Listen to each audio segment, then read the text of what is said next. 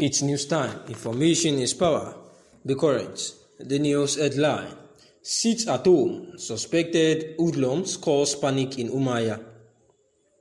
There was tension in Umuahia, the Abia state capital, following the invasion of suspected hoodlums enforcing the sit-at-home order in the city.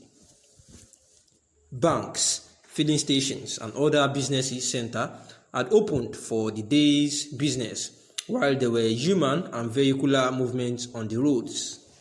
Tension over the city when reports filtered in that suspected hoodlums were enforcing the sit-at-home order from the Uzuakoli Road area.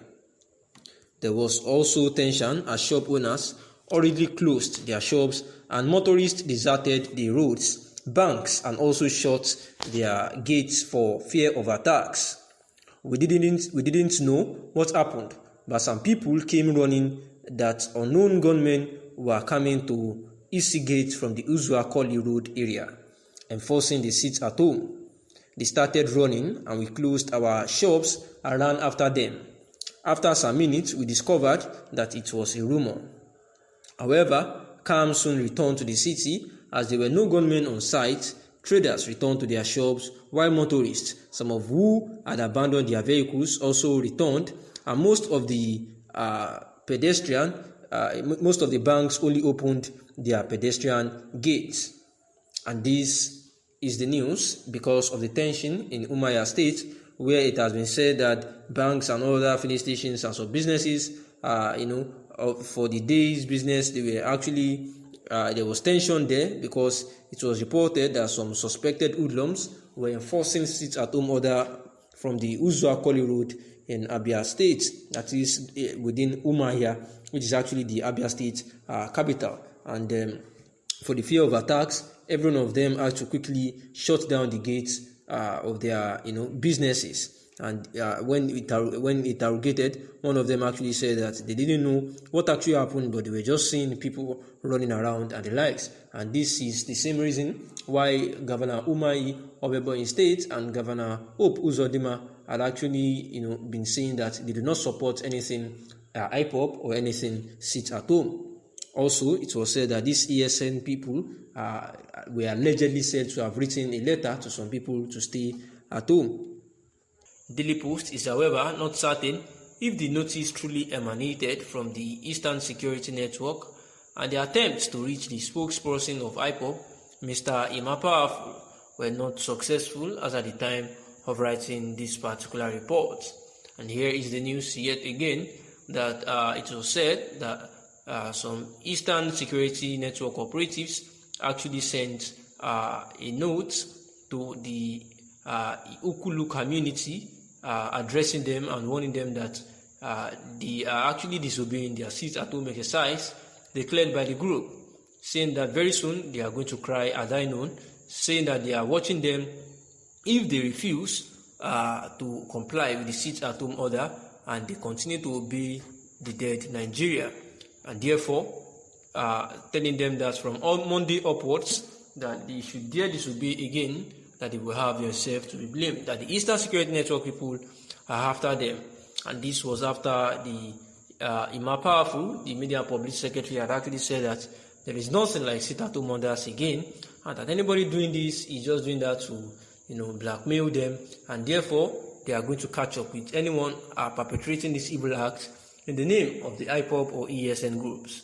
The ESN Tochukwu Ikenganya, the Anambra State Police Command PPRO, actually said that the Commissioner of Police, CP Echen Iwuru, has said that they have actually sent every security agencies to guard the place, appealing to the residents to give them credible information that are needed to identify the bad elements. And this is at the time that the North are actually saying that they do not want to coexist with the South region, and that is quite because of the atrocities going on there, such as this. The coalition of northern groups, CNG, has disclosed that the North is tired of living with the southeastern part of Nigeria in the same country.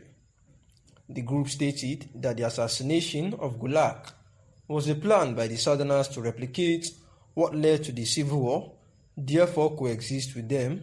that they will no longer work.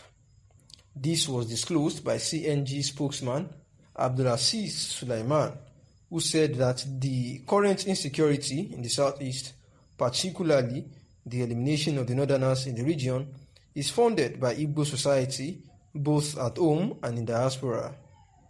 He said violent rascality by the indigenous people of Biafra, the ESN, and other assortments of armed Igbo gangs is funded, fully supported and emboldened by every component of the Igbo society at home and in diaspora. The CNG considers it an insult to our collective sensibilities and ordinary rules of decency to expect other parts of the country, particularly the north, to continue to coexist as one country with the Igbo as federating partners.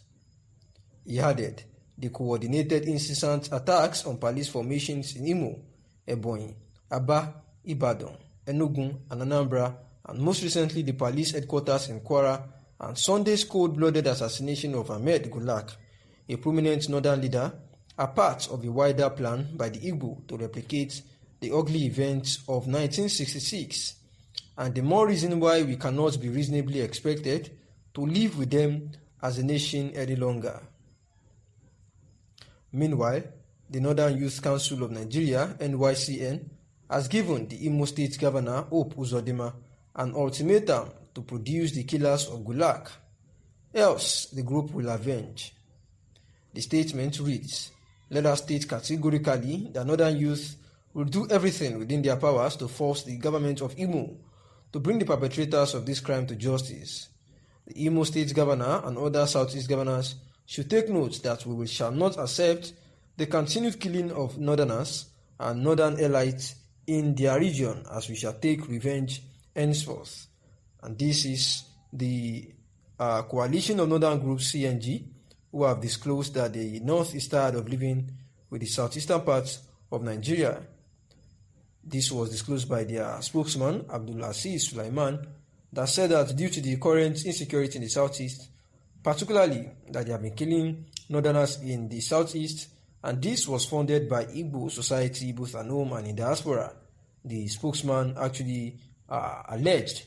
He also said that violent rascality by the IPOB and the ESN are another thing that is fully supported by the Igbo society. The coalition of northern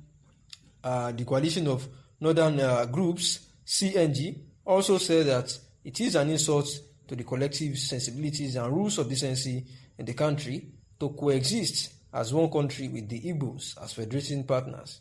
He also said that the coordinated incessant attacks on police stations, both in Imo, Ebonyi, Ibadan, Enugu, Anambra, and some others recently, and in Kwara as well, says that there was a cold-blooded assassination of one Ahmed Gulak, who is actually a prominent northern leader, and this was actually a wider plan by the Igbo to replicate the ugly events of 1966 and more, and the reason why they cannot reasonably expected to live with them as a nation any longer. The Northern Youth Council, NYCN, also had actually given the Imo State Governor, Hope Uzodinma, an ultimatum to produce the killers of Gulak, or else their group will actually take revenge. Thanks for listening. That is the news.